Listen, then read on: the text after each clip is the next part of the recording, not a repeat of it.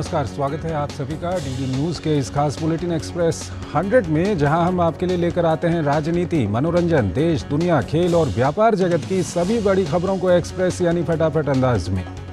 मैं हूं चंद्रशेखर जोशी। तो आइए शुरू करते हैं तेज खबरों का सिलसिला। प्रधानमंत्री मोदी ने छत्तीसगढ़ को 27,000 करोड़ रुपए की विकास परियोजनाओं का तोहफा दिया। पीएम मोदी ने जगदलपुर में इन परियोजनाओं का लोकार्पण और शिलान्यास किया।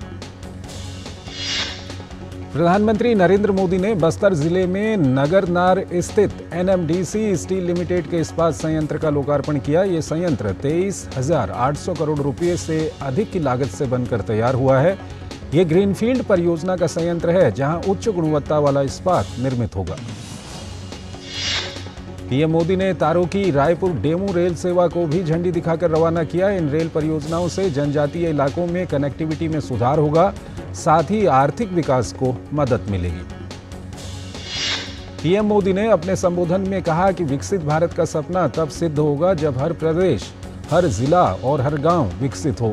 पीएम मोदी ने इंफ्रास्ट्रक्चर विकास की दिशा में सरकार द्वारा किए जा रहे कामों का भी जिक्र किया।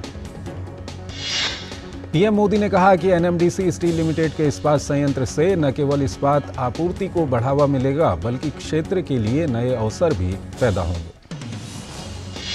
पीएम मोदी ने छत्तीसगढ़ में कनेक्टिविटी को बढ़ावा देने की दिशा में सरकार द्वारा किए गए प्रयासों का भी उल्लेख किया। पीएम ने कहा कि इससे स्थानीय लोगों को बहुत लाभ होगा।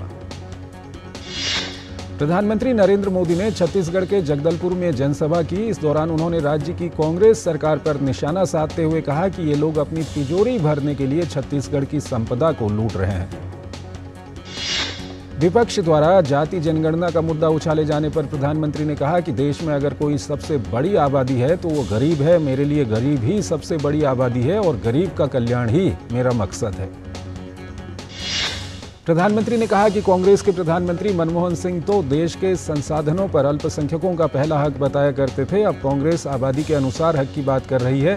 पीएम ने कहा कि कांग्रेस को इस मुद्दे पर अपना रुख स्पष्ट करना चाहिए।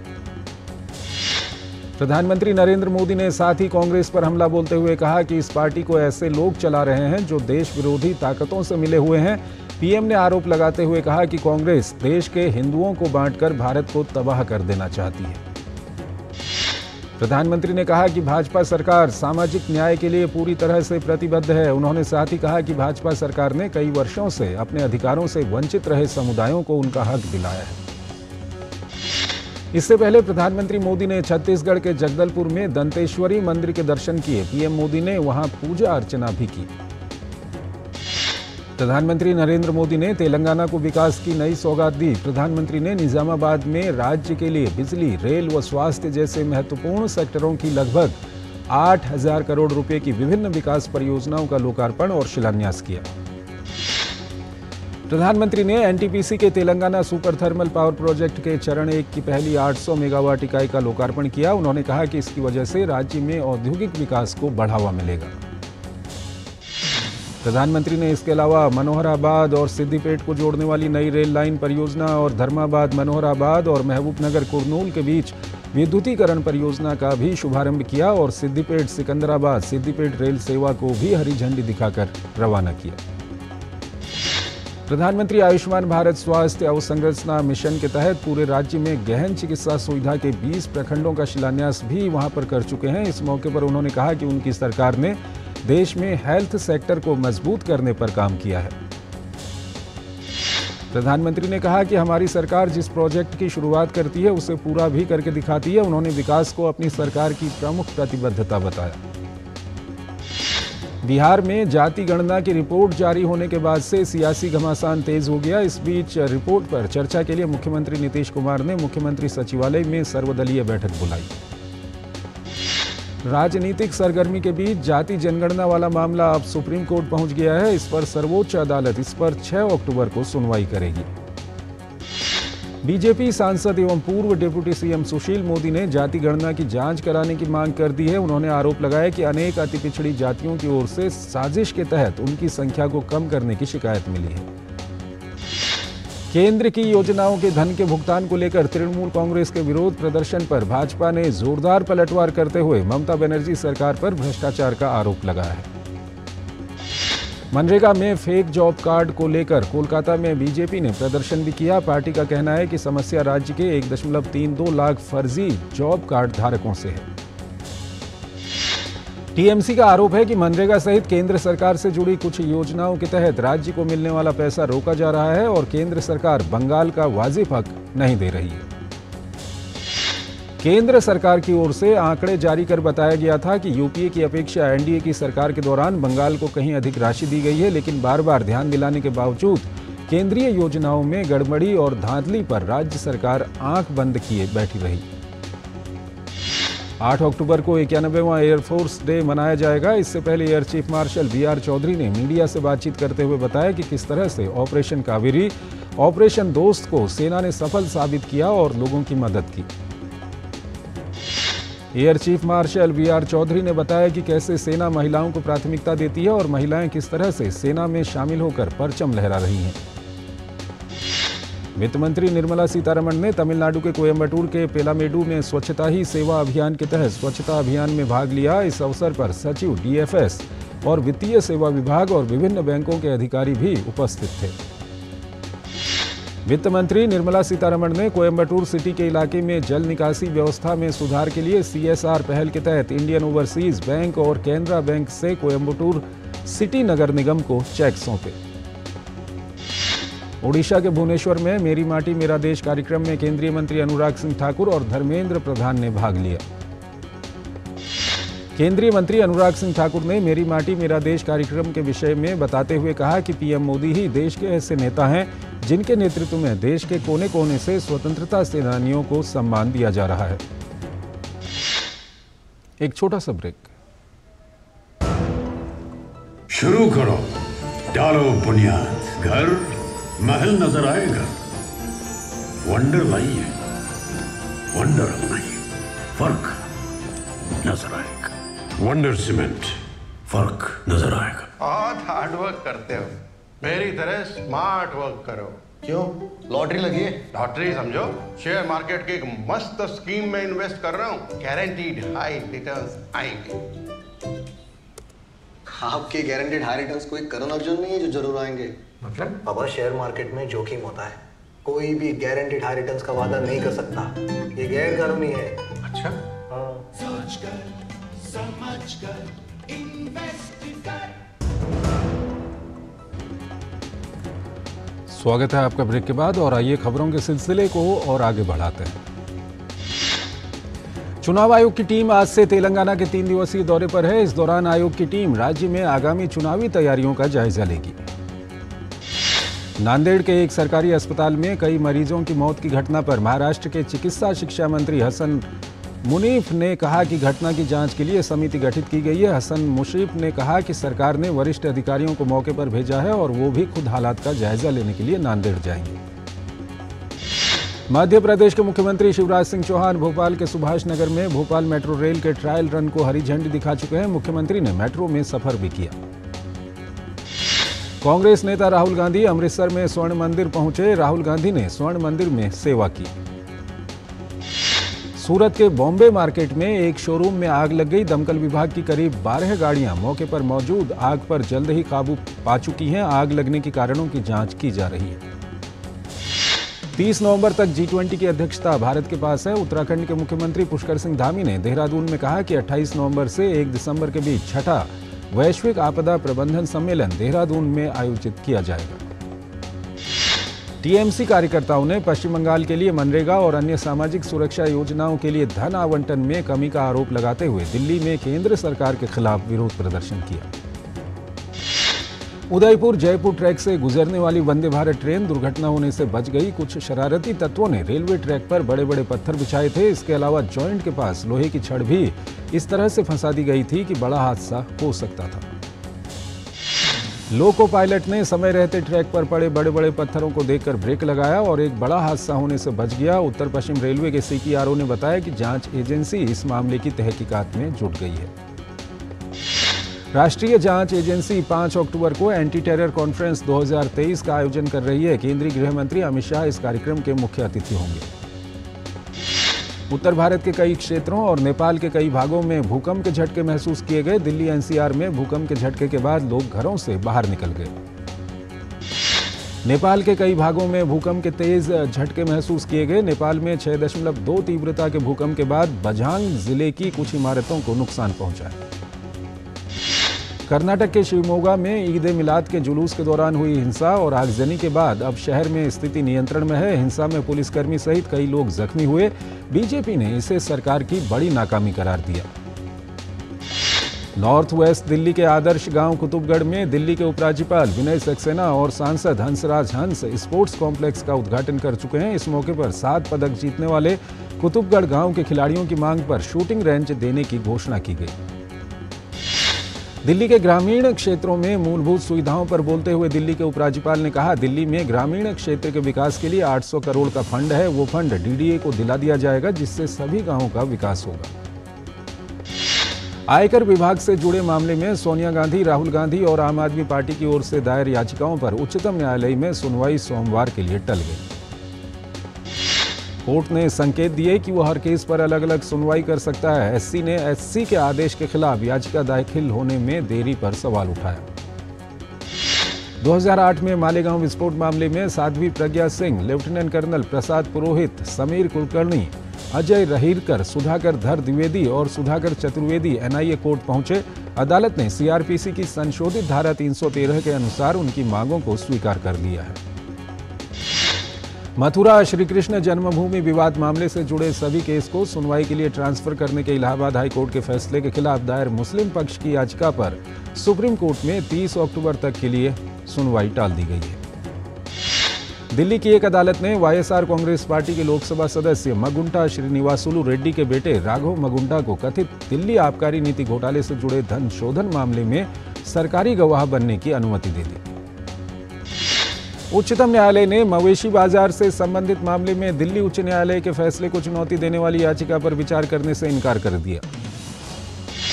उच्चतम न्यायालय ने राम सेतु को राष्ट्रीय स्मारक घोषित करने का निर्देश देने का अनुरोध करने वाली याचिका पर विचार करने से इनकार कर दिया। सरकार ने सुरक्षा चिंताओं और सार्वजनिक सुरक्षा के मद्देनजर अप्रैल 2025 से इलेक्ट्रिक डेटोनेटर के विनिर्माण, उसे रखने और आयात पर प्रतिबंध लगाने का फैसला किया है। सरकार का मानना है कि इलेक्ट्रिक डेटोनेटर खतरनाक हैं, इसलिए इसके आयात पर रोक लगाना उचित है। विश्व बैंक ने भारत के राजकोषीय प्रबंधन और नीतियों की तारीफ करते हुए भारत की जीडीपी में वृद्धि दर के अनुमान को 6.3% पर बरकरार रखा है। देश में कोयला उत्पादन सितंबर महीने में 15.81% बढ़कर 6.72 करोड़ टन पर पहुंच गया है, जबकि एक साल पहले इसी महीने में ये 5.80 करोड़ टन था। सार्वजनिक क्षेत्र की कंपनी इंडियन ऑयल कॉरपोरेशन अगले कुछ सालों में पूर्वोत्तर में नई परियोजनाएं स्थापित करने और क्षमता विस्तार पर 2600 करोड़ रुपए से अधिक का निवेश करेगी। एरिक्सन द्वारा जारी एक रिपोर्ट के मुताबिक देश में तेजी से 5G सेवाओं की पहुंच बढ़ने से इस वर्ष 3.1 करोड़ 5G स्मार्टफोन बिकने की उम्मीद की जा रही है। एरिक्सन के इस रिपोर्ट का शीर्षक 5G वैल्यू टर्निंग परफॉर्मेंस है। प्रीमियम कार निर्माता company Honda cars India limited ने अपनी लोकप्रिय सेडान होंडा सिटी का एलिगेंट एडिशन और मिड सेडान होंडा अमेज का एलीट एडिशन पेश किया। वाहन बनाने वाली कंपनी हुंडई मोटर इंडिया ने कहा कि भारत में अब उसके सभी मॉडल 6 एयरबैग के साथ आएंगे। कुरियर सेवा प्रदाता company blue dart express limited ने 1 जनवरी से अपनी सामान भेजने की दरों में 9.6% तक की बढ़ोतरी करने की घोषणा की है। एक और छोटा सा ब्रेक। शुरू करो, डालो बुनियाद, घर महल नजर आएगा। वंडर लाइए, वंडर अपनाइए, फर्क नजर आएगा। वंडर सीमेंट, फर्क नजर आएगा। शेयर मार्केट में इन्वेस्ट करें, गारंटीड रिटर्न से लाखों कमाएं। ये लिमिटेड ऑफर सिर्फ आपके लिए। नागिन की आंख में कैमरा फिट होता है। तुम भी क्या बकवास में यकीन करती हो? आप भी तो वही कर रहे हो पापा। शेयर मार्केट में कोई गारंटेड रिटर्न्स का वादा नहीं कर सकता। ऐसा कोई मैसेज, मेल या ऐड दिखे तो समझिए गलत है। ऐसे स्कीम निवेशक के साथ धोखा है और कानूनन अपराध भी। कितनी बार तो समझाया आपको।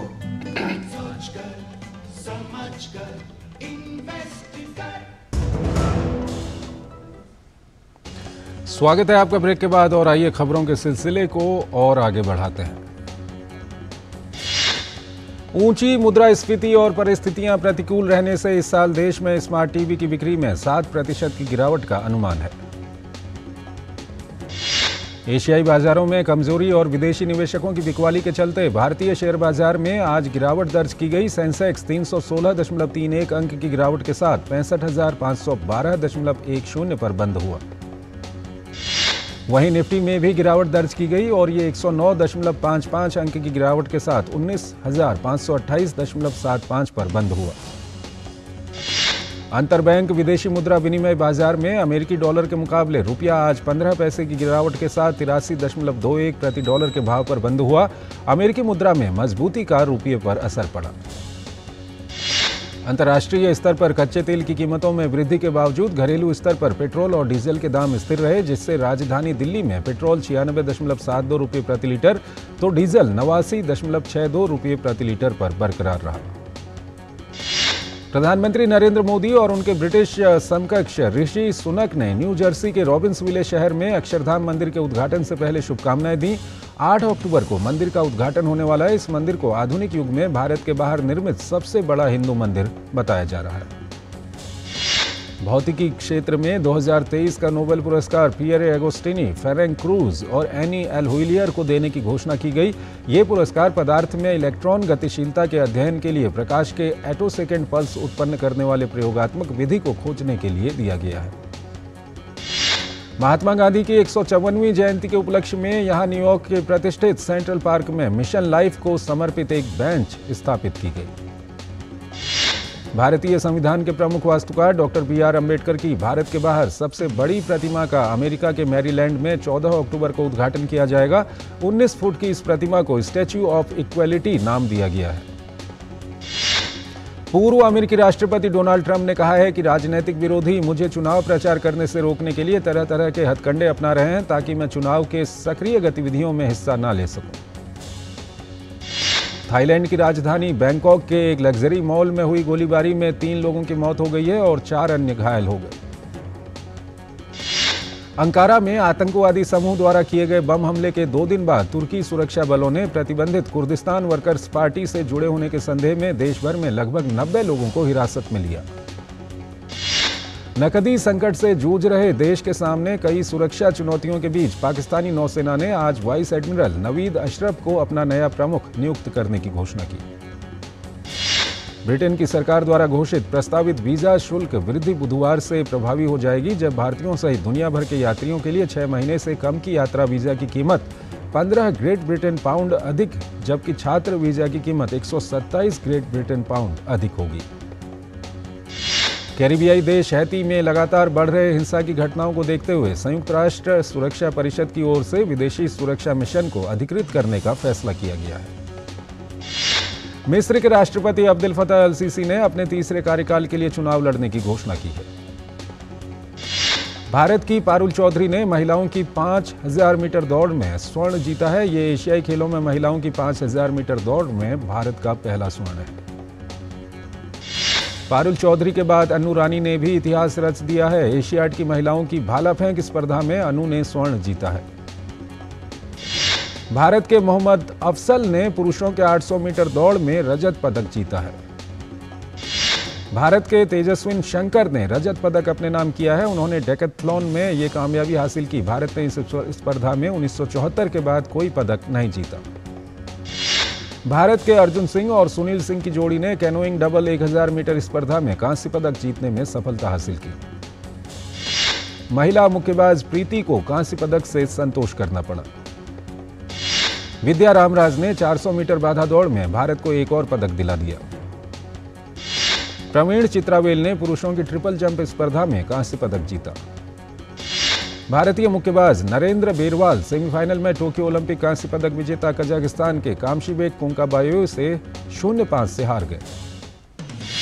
भारत की स्टार महिला मुक्केबाज लवलीना बोरगोहेन मुक्केबाजी के 75 किलोग्राम भार वर्ग के फाइनल में पहुंच गई है।